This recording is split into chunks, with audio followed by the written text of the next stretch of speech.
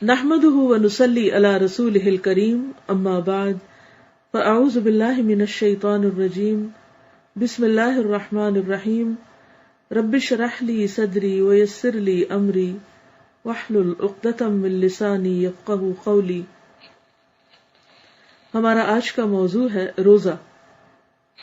روزہ ایک سالانہ عبادت ہے۔ وہ ہر سال رمضان میں پورے ایک مہینے تک رکھا جاتا ہے۔ روزہ میں آدمی خدا کے حکم کے تحت سحر سے لے کر سورج ڈوبنے تک کھانے پینے سے رک جاتا ہے۔ یعنی روزہ کس چیز کا نام ہے؟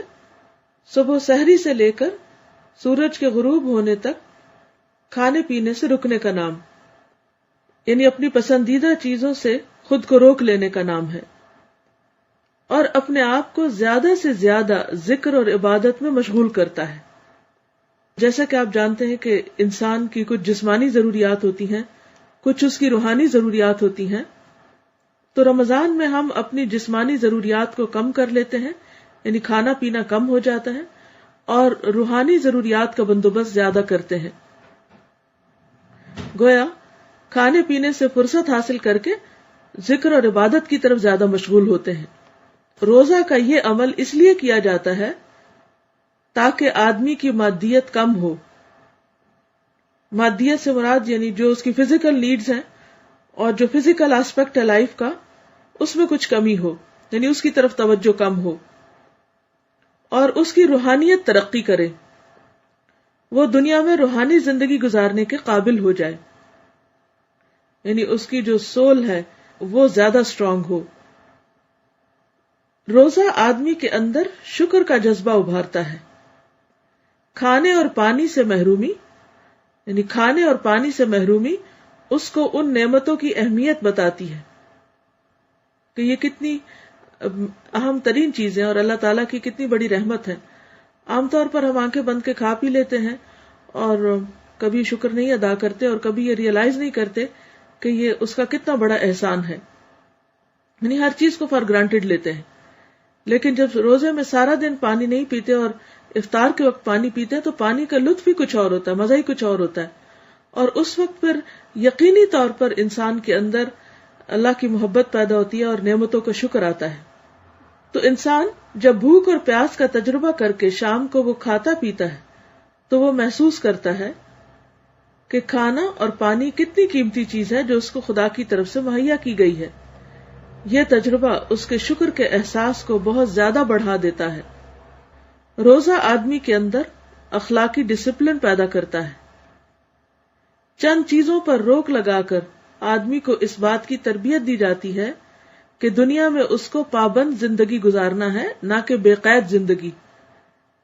یہ ایک اور اہم لیسن ہے، اس کو آپ انڈر لائن کر سکتے ہیں کہ اللہ تعالیٰ نے ہم پر جو کھانے پینے کی پابندی لگائی ہے وہ کوئی کسی ظلم کے لیے نہیں، یا کوئی ہم پر زیادتی نہیں، یا ہمیں کسی محرومی کا شکار نہیں کیا جاتا، بلکہ اس کا ایک مقصد ہے، اور وہ مقصد ہے تربیت۔ اور وہ تربیت کس چیز کی؟ کہ اس دنیا میں انسان کو ہر روز کئی چیزوں سے بچنے کی ضرورت ہوتی ہے، اپنے اوپر پابندی لگانے کی ضرورت ہوتی ہے، نہ کہ یہ کہ انسان بس جو جی چاہے وہ کر لے اور جو اس کا دل مانے وہ کرتا جائے اور باقی حقوق اور فرائض سے غافل ہو جائے۔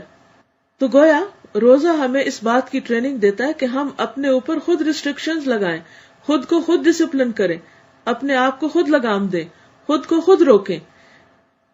روزہ گویا ایک قسم کا اسپیڈ بریکر ہے، یعنی انسان اپنے نفس کے گھوڑے پہ سوار ہو کر ہر طرف تیز دوڑتا چلا جاتا ہے، لیکن جب روزہ رکھتا ہے تو بہت سی نفسانی خواہشات سے پرہیز کرتا ہے، اور اس طرح وہ اپنے آپ کو ان چیزوں سے روکتا ہے جن پر اس کا بہت دل للچا رہا ہوتا ہے۔ کیونکہ جیسے بہت سے لوگ کھانے پینے کے شوقین ہوتے ہیں تو وہ روزے کی حالت میں کھا پی نہیں سکتے، گویا ہر وقت ان کے اس خیال پر ایک بریک لگ جاتی ہے۔ آدمی پر ایک مہینے کے لیے روک لگا کر روزہ بتاتا ہے کہ وہ اسی طرح پورے سال اور پوری عمر روک تھام والی زندگی بسر کرے، یعنی جو اللہ نے حدود قائم کی ہیں ان حدوں پر رک جائے، اور جن چیزوں سے روکا ہے انہیں خوشی سے چھوڑ دے۔ وہ خدا کی مقرر کی ہوئی حدوں کے باہر جانے کی کوشش نہ کرے، کیونکہ جب انسان اللہ کی حدوں کو توڑتا ہے اور اس سے باہر جاتا ہے تو انسان کی اپنی ہی خرابی ہوتی ہے، خود اس کا اپنا ہی نقصان ہوتا ہے، دنیا میں بھی ہوتا ہے اور آخرت میں بھی ہوتا ہے۔ روزہ رکھ کر آدمی یہ کرتا ہے کہ وہ اپنے آپ کو زیادہ سے زیادہ ذکر اور عبادت اور تلاوت قرآن میں مشغول کرتا ہے۔ یہ گویا خدائی اعمال کی تاثیر کو بڑھانے کی ایک تدبیر ہے۔ یعنی روزے میں صرف یہ نہیں کیا جاتا کہ ہمیں کچھ چیزوں سے ڈپرائیو کر دیا جاتا ہے، بلکہ اس کا آلٹرنیٹ دیا جاتا ہے۔ جہاں کھانا پینا اور شہوات سے انسان دور رہتا ہے، وہاں دوسری طرف انسان زیادہ سے زیادہ ذکر اور عبادت اور قرآن کی تلاوت کرتا ہے۔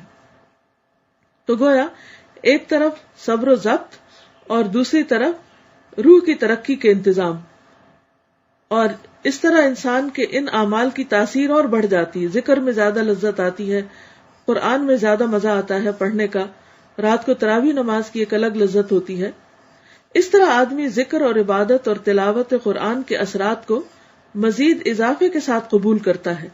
یعنی وہ صرف محض ایک ریچول نہیں رہتے، بلکہ یہ بھی اپنے اندر ایک خوبی اور روح رکھتے ہیں۔ یعنی روزے کی حالت میں ان سب چیزوں کا مزہ دوبالا ہو جاتا ہے۔ عام دنوں کی عبادت اور تلاوت کے مقابلے میں رمضان میں انسان کو قوت بھی زیادہ ہوتی ہے اور عبادت کو انجوائے بھی زیادہ کرتا ہے۔ روزہ ایک تربیتی کورس ہے۔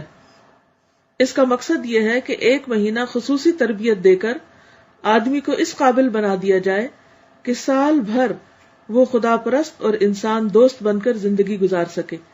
یعنی روزے کا مقصد کیا ہے کہ ایک طرف وہ اللہ کے ساتھ اپنے تعلق کو مضبوط کرے، اپنی روحانیت کو مضبوط کر کے، اور دوسری طرف صبر و ضبط اور ڈسپلن اپنے اندر لا کر انسانوں کے ساتھ اپنے تعلقات بہتر کرے۔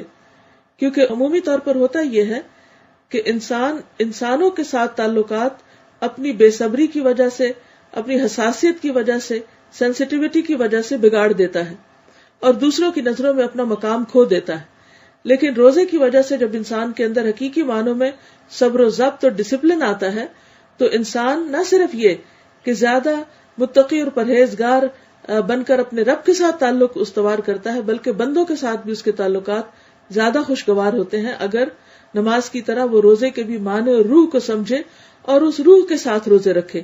تو اللہ تعالیٰ سے دعا ہے کہ وہ ہمیں واقعی طور پر ایسا بنا دے کہ ہماری عبادات کی روح ہمیں سمجھ میں آ جائے اور اس روح کے ساتھ ہم ان عبادات کو سر انجام دے۔ اللہ تعالیٰ ہم سب کی مدد فرمائے۔ وآخر دعوانا ان الحمد للہ رب العالمین۔